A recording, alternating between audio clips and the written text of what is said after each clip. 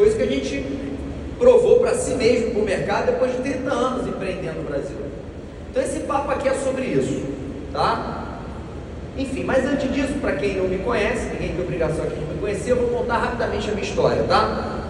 Eu me considero um grande privilegiado, porque como empreendedor nesse país, eu já vivi todas as possíveis fases, mesmo sendo muito jovem, 44 anos de idade, que um empreendedor pode viver no país, eu e meus sócios. Bom, nós começamos uma marca de moda masculina no Brasil entre 2004 e 2005, a Reserva, que muitos de vocês conhecem. Começamos 100% bootstrapping, ou seja, com capital próprio, R$3 mil meus e R$3 mil do meu sócio, foi esse o nosso investimento até hoje na empresa. Vendendo almoço para pagar jantar, porque empreender nesse país é isso, é vender almoço para pagar jantar muito tempo, até começar a ganhar dinheiro. Levamos essa companhia de maneira independente, até R$400 milhões de faturamento ano, quando em 2020 nós vendemos a empresa para uma empresa muito grande, listada em bolsa, chama-se Arezzo & Co, acho que todos devem conhecer, se os meninos não conhecem, as meninas com certeza conhecem, né? Enfim, e eu aceitei o maior desafio profissional da minha vida. Eu, como empreendedor, aceitei ser CEO executivo da empresa formada pela aquisição do nosso negócio. Quando a gente vende essa empresa, ela faturava por ano R$400 milhões e dava 10% de margem de lucro. E a gente tinha um desafio de fazer esse negócio crescer com a mesma margem, dobrar com a mesma margem, chegar a 800 milhões em 4 anos, né? Com a mesma margem de lucro. 4 anos depois, eu, um time fantástico de pessoas, não fiz absolutamente nada, fui só a liderança, levamos essa empresa para R$2 bilhões de faturamento, com 18% de margem de lucro, 4 anos depois, no final de 24. Mas aí, gente, assim, tinha um sucesso, né, profissional, mas teve um preço que a gente pagou. Porque no final desses 4 anos, primeiro a gente sentiu uma falta gigantesca de empreender, porque a vida executiva numa grande corporação listada em bolsa é muito diferente da vida de um empreendedor. Segundo, a gente estava sentindo no nosso corpo aquela dor, aquele final de ciclo. A gente tem que aprender a escutar o nosso corpo, né? Então eu fiz um check-up no final de 23, o meu clínico é muito meu amigo. Ele me chamou, quer dar um pulinho aqui, vou te contar como é que você está. Aí eu sentei na frente dele e falei, vou te contar uma coisa. Está aqui o teu check-up, eu vou resumir para você entender. Você está semi-tudo. Semi-tudo. Ó, dá tempo ainda de resolver esse negócio, mas tem que começar agora. Eu estava semi-tudo, eu estava 20 quilos acima do meu peso, eu estava dormindo 4 horas por noite, eu estava vivendo um ambiente mega tóxico dentro dessa lógica corporativa que eu estava vivendo.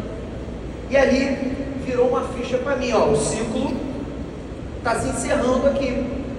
E aí eu ainda tive essa sorte, eu como empreendedor, comuniquei à companhia que a gente não ia continuar no negócio, eu e meu sócio, e nós fizemos a sucessão das pessoas que iriam nos suceder no nosso próprio negócio. Então quer dizer, empreendemos do zero, fizemos sozinho até R$400 milhões, vendemos a empresa, levamos essa empresa até R$2 bilhões, resolvemos sair, fizemos a nossa sucessão e saímos. Olha que privilégio. Quem consegue fazer a sucessão do próprio negócio, sucessão pacífica, sem briga, sem outro contrário. E aí, eu resolvi tirar um período para pensar em mim, né? Só que tinha uma coisa muito louca, toda vez que eu falava com meus amigos que a gente tinha saído da empresa que a gente fundou, 9 em 10 pessoas, ao invés de me perguntar como a gente estava, perguntava qual era a próxima coisa que eu ia fazer. O mundo está muito doido, né? E aí eu resolvi tirar um sarro com essa brincadeira.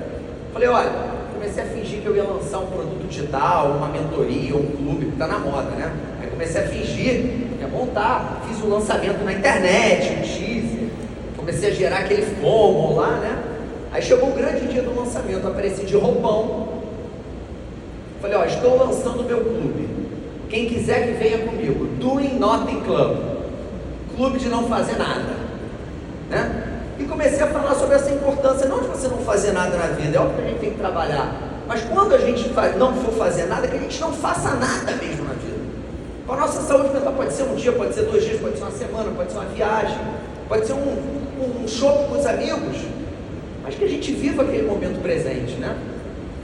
Enfim, o meu período sabático durou 30 dias do Nothing Club. Aluguei um truck na Califórnia com a minha família e vivemos naquele truck por 30 dias, uma vida absolutamente saudável, presente, né? Eu virei nesse período de 23 até 24 aquele cara que ficou olhando o rótulo de tudo. Nunca imaginei que eu ia ser essa pessoa, rótulo de tudo quanto é alimento. Fui estudar o sono, fui fazer meditação transcendental, intensifiquei a terapia, fui cuidar de mim. E aí nesse período, porque varejista, gente, varejista não tira férias, varejista faz viagem de pesquisa, né? Então lá na minha viagem um dia a gente tinha que fazer compras, eu falei, meu amor, eu queria dar uma passeada hoje. Ela, para onde você quer ir, meu amor? Eu falei, vamos no supermercado? Eu queria fazer viagem de pesquisa, né? E fui tirar foto. Aí eu comecei a reparar que havia muito mais opção saudável de produto lá nos Estados Unidos do que aqui. Energético, por exemplo, você tem 90 opções lá, do mais saudável ao menos saudável, né? Do mais gostoso ao menos gostoso. Quando você vai no mercado aqui no Brasil, você tem a mesma 3 porcaria que a gente toma há 20 anos. Então é uma questão de demanda reprimida no Brasil.